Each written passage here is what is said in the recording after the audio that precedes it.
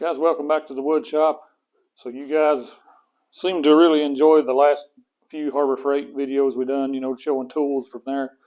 And I primarily stick to the woodworking tools. So if you're ready to see another one, just hang around.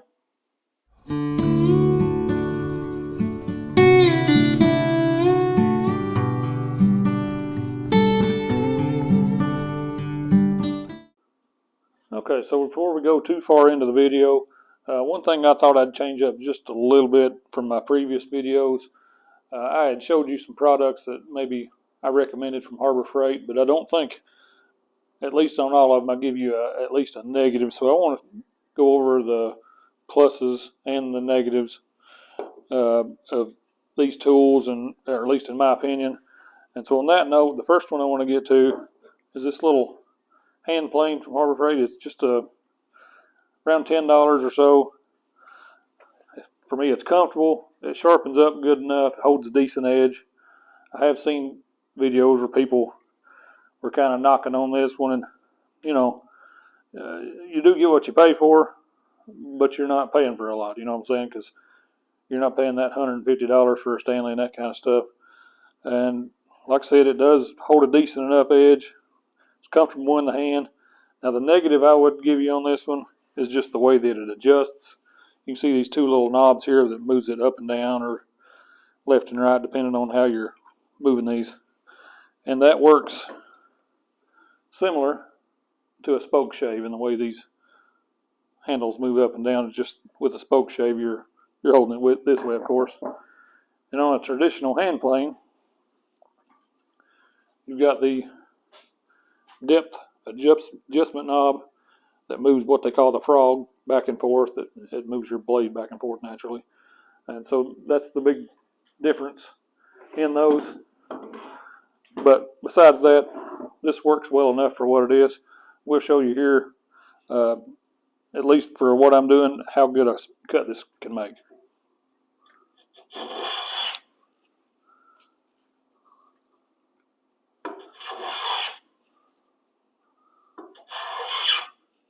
And you can also hear that noise. That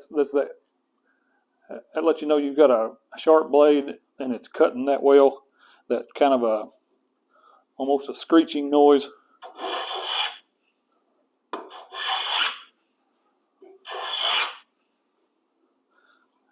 And as far as that goes, it doesn't matter what plane you're using. If you can get that kind of cut out of it and it's square and that kind of stuff, you don't even have to sand that when you're done.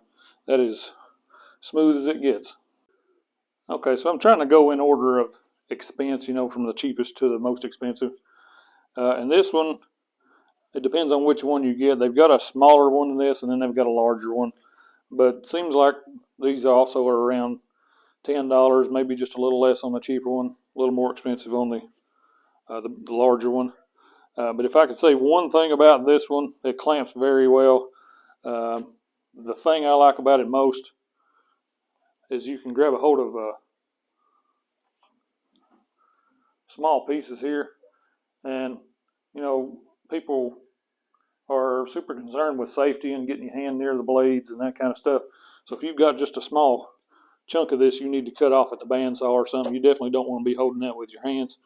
Easy enough to go up here and bring that up next to the bandsaw and push it through, and I'll show you a little sample of that here in just a second.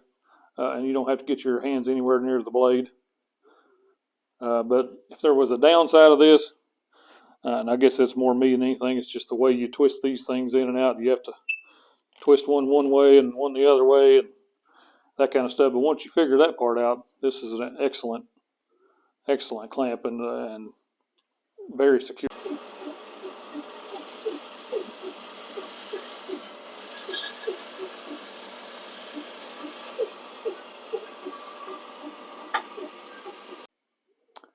So you can see there, we just knocked the corner off of the end of this, and for no purpose other than just to show you what I was talking about. This holds this, and you don't have to get your hands near the blade, and they're cheap enough. If you do happen to get your blade into it, you might cut into it, and it's still not going to damage it. But if you had to replace it, like I said, it's $10 or so, so it's not like you've lost a lot. Yeah, the hand screw clamp. This one's made by Pittsburgh, item number 60549. yeah, go check these out. Okay, for the next thing up, we're going to stick with a clamp theme. You may see these. I've got another video out on these particular clamps, parallel clamps. You see these brands and Bessie and Pony Jorgensen, that kind of stuff, and they're expensive. Now these, the particular ones I've got are a 24-inch. They're $34.99 each. I decided to pick these up because, you know, you can never have enough clamps, right? These are good and strong. I've got a couple pieces sitting here just kind of mocked up. I'm not really gluing this up right now, but you see here, you put some good pressure on there if you need that much, which you really don't. But you can see, picking it up by the wood, and this thing is not coming loose. These are good and strong for the price, especially comparing to the ones you see in Lowe's and Home Depot. So yeah, these are called Bremen. If there was a negative to these, at least right now, I've not had these super long time. It's just maybe the color. Blue and orange is not really my cup of tea, but regardless of that, they function, and that's all I care about. But yeah, just go check out some of these Bremen clamps. Okay, the next thing I got up here, as you can see, it's one of the pocket hole jigs from Harbor Freight. This one, I don't know what it is currently. Seems like last year I checked, it was around $60 to $65. It may be more than that now. Of course, I bought this thing quite a few years ago. Works fine. It drills pocket holes just fine. It's easy to adjust. You can move these in and out. Simple design. Just a toggle clamp here. You move the press in and out. If there was a negative to this, I would say it's a little bit in the design. And if you can see right here, they've got a kind of a scoop cut out. And I'm assuming it's because they got it set up for two different drilling points, I guess you'd say. One of these is set up for if you've got something like possibly the thickness of a 2x4. You use the back one, or if you're using thinner material, you use the front ones because you get a shallower cut. The negative to this, and I do have one of the small ones, and I wish I'd have got the bigger one, but it's more expensive. I do have one of the Kreg pocket hole jigs too, and this is the one you just clamp it down. So here is the negative to this. This one is the Kreg pocket jig. This one is the Harbor Freight one. And I'm sure, looking at that, you can tell the difference. The huge amount of tear out that you get from the Harbor Freight one. And it is, like I said, just because that is so open, there's nothing providing support to keep this from tearing out. That's the whole purpose. Whereas the Kreg one, it's flat up against the material, and the drill stays right against these parts in here, so you don't, there is tear out, but not nearly as much.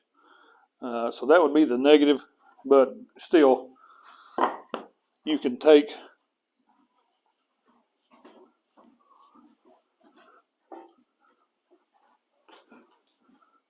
sorry for the cut.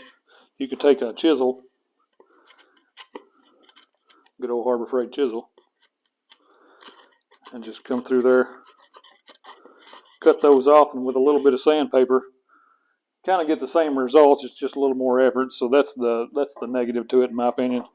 But it works fine for what it is, for the price point. You're looking, like I said, probably $60 to $65. Versus if you get the bigger Kreg jig that is similar to this one, the way I've got it mounted up, I think they start out around $120, $140. So you're saving a lot. It just depends on what you're willing to deal with. But regardless, the pocket hole jig from Harbor Freight may be something you need to put on your list. Okay, and the final thing from today's video I thought I'd share. This was something else I picked up, and so I've not had it a super long time. But it's just a compressor. It's a fairly simple thing.